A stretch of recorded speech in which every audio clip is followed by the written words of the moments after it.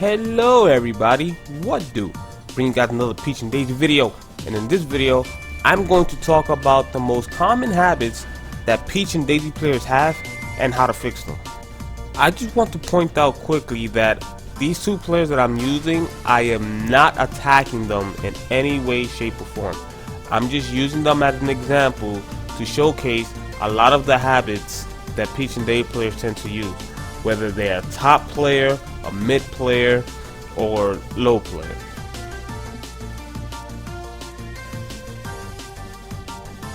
Floating when it's not safe to do so is one of the most common things I see a lot from Peach and Daisy players. Players tend to float to bait aggressive actions, then come down with punish. But what they fail to realize is doing this at the wrong time can leave you open for a punish. There are a lot of characters in this game that can just take you out in the air or punish your landing out of float. This also includes floating approaches with bears, another common thing players tend to do. So to simply fix this, just don't float in a manner where your opponent is close enough to punish you and take you down. It's as simple as that. And even if they're not that close to you, there are characters who have projectiles or characters who are fast that can just close the gap on you real quick and punish your landing, or just snipe you out there if they got projectiles. So be very, very careful of that.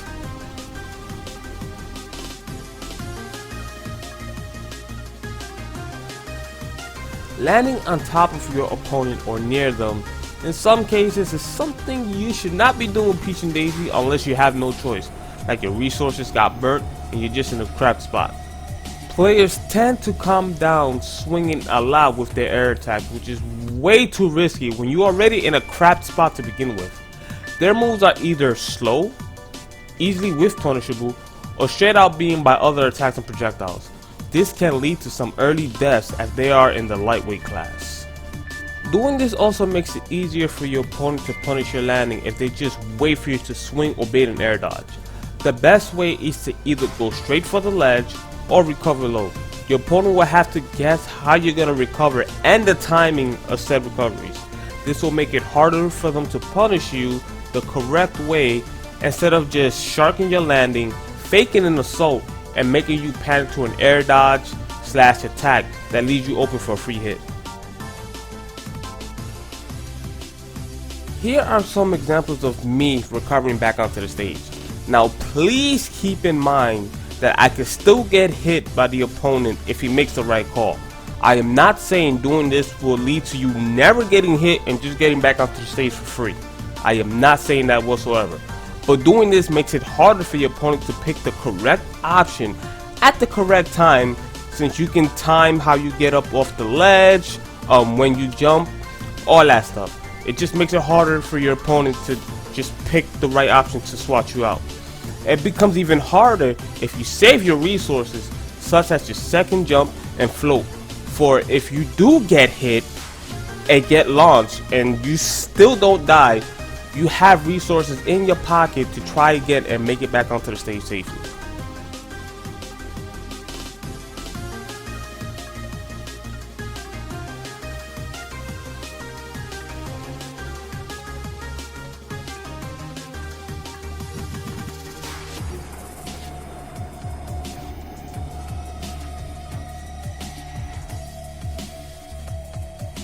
Players tend to use flow as a stall tactic when coming back onto the stage, waiting for the opponent to go out there and swing to create an opening and land back onto the stage safely. But if the opponent just waits it out, or if they're floating a bit too close, the player will get hit on their landing or just get sniped out of their float, to a point where they might lose a stock, or it makes it harder for them to come back onto the stage because their float resource is gone. When doing this, you have to calm down. You gotta remember that.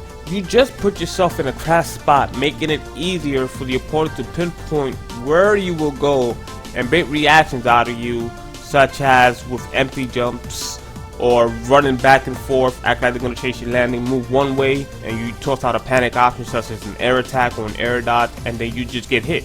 You should be using your float as a last recovery option. There are many times where stalling is good though, depending on if the opponent's a bit too aggressive, they always want to attack you, so you can stall a bit and take advantage of that. But most of the time, especially against a player who's very patient and knows what to look for, that is a resource you do not want to burn, because you burn it and you can die for it, or you get hit so far off the map and you won't be able to make it back because your float is gone.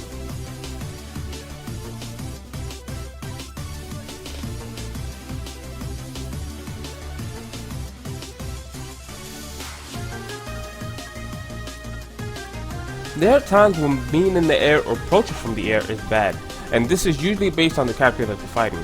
Players tend to want to approach in the air or be in the air a lot when the opponent has the advantage from a distance based on their toolkit.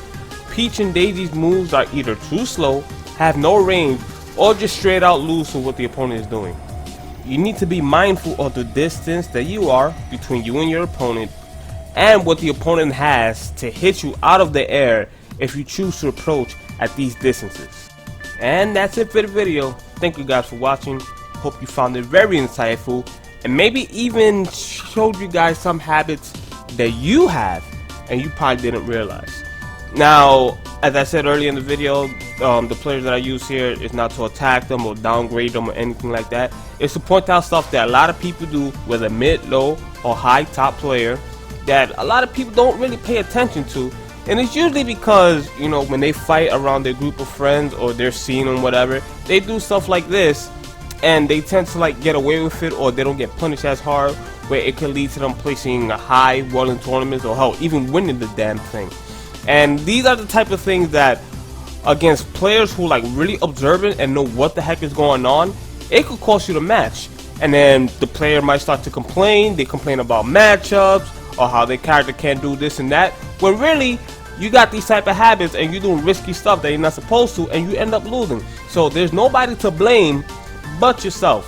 So next time, watch matches of yourself and try to see if you have these type of habits, or even watch other players. So you'll be like, oh, this is the type of habits that, you know, Dark.Pch was talking about that you shouldn't be doing, and look, he's getting punished. He probably could have won the match. I probably could have won the match. You know what I mean? So try to keep an open mind when it comes to these type of things. So with that said, thank you all for watching once again. The next video I'm gonna make is gonna be on how to improve your Peach and Daisy, like stuff, tricks, tips, all that you can do within matches to step your game up. So I hope you guys look forward to that. I look forward to making it. And with that said, thank you all to my new subscribers that I got through my recent videos, as well as my veteran subscribers. All you guys are freaking savages, and I'll see y'all next time. Bye bye.